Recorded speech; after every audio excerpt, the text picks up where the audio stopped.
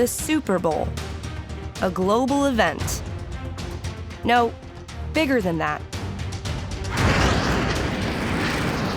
The biggest game known as sport. So many people tune in to the NFL's big game that viewership on other channels is next to nil. Except for one show. One counter-programming miracle that's thrived since 2005. The Puppy Bowl. Oh man, the Puppy Bowl. Everybody knows what the Puppy Bowl is. You throw a bunch of really cute puppies inside a fake football field, and they run around with footballs. Sweet little puppies just running around aimlessly and not quite sure where to go. It's the most darling thing in the world. Puppies playing football. Puppy Bowl is Animal Planet's longest-running and most successful show, featuring four-legged furballs of fun who compete for the right to poop on TV. I'm Patrice Andrews. I'm the general manager of Animal Planet. Oh, yes, and Puppy Bowl is, I live for Puppy Bowl. About 13 years ago, a group of execs were sitting in a room thinking about a way to do some counter-programming for Super Bowl. And a New York tradition is the Yule log that runs all day long on Christmas Day, Christmas Eve. And the genius idea came up, who can't just watch puppies all day? Hold on one second. It was a touchdown. My name is Dan SCHACHNER. I am the Puppy Bowl ref, and I want to say it's an honor being interviewed by the other football league. I'm not gonna lie, I learned a lot of what I know now as an official by watching NFL. Touchdown! Great job, Dawson! Take it in, that's the crowd, they love you. And he scores for the second time. Hi, I'm Scott Graham, and I am the voice of Puppy Bowl. The narration, it would be very easy for it to be completely over the top. And sometimes it is. Sporting his color rush jersey, Line Barker from Team Fluff, Alexander Hamilpup.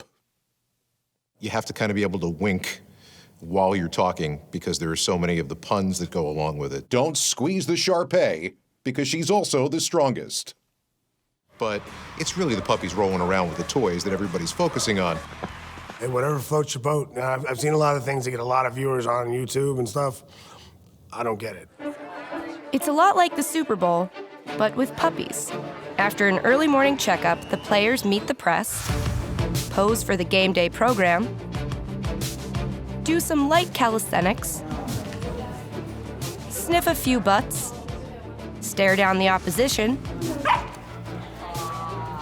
then charge out to the field very carefully to an arena about 1/300th the size of an NFL stadium, but 1,000 times more adorable. All right, guys, quiet, please. We are recording. I think it just goes to show you how big the Super Bowl is, that the Animal Planet can latch on one of these things and have some success with it.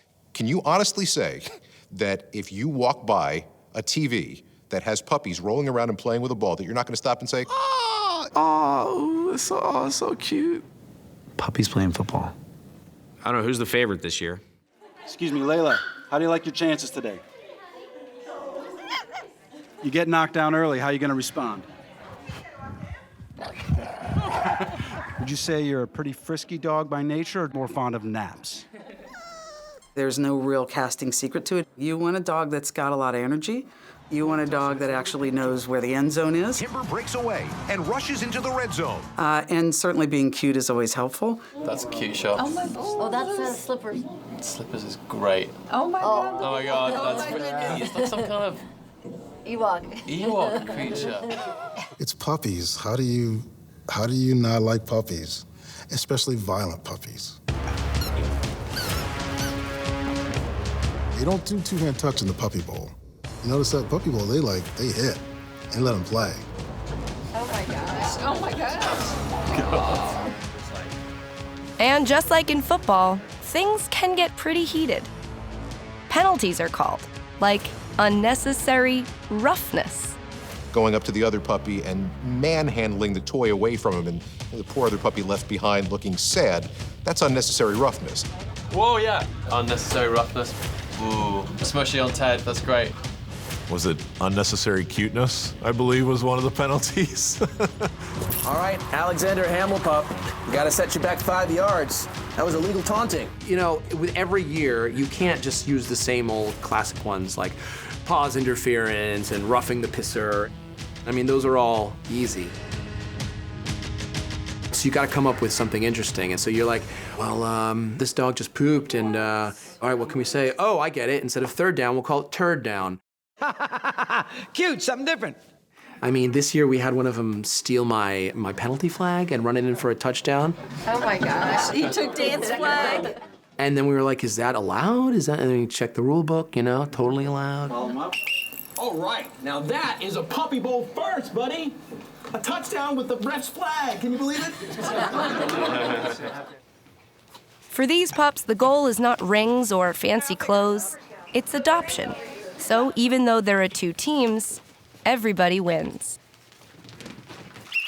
Touchdown, Rory. Now you're just showing off, aren't you? Now they've got the funny cockatiel who's like the play-by-play guy. You've got the kittens that are doing the halftime performance. It's hilarious. For some of us, there's a real market in this, and then the kids get involved and you don't feel like you're ignoring your entire family the entire day. It's grown from a bare-bones production to an event with over 10 million viewers. From its Yuletide log origins to something more akin to, yes, the Super Bowl. But at its heart, the Puppy Bowl hasn't really changed. There are still puppies, and they're still impossibly cute. A wonderful diversion or warm-up to the big game. It's an amazing phenomenon. I mean, you could walk by any pet store and see puppies, but they have really tapped in to what America wants to see. Puppies playing football. And please make sure you pick up a few puppies while you're out. Just do it, man. It's so good for your psyche. It makes you so happy. Look how happy I am. Who doesn't love puppies?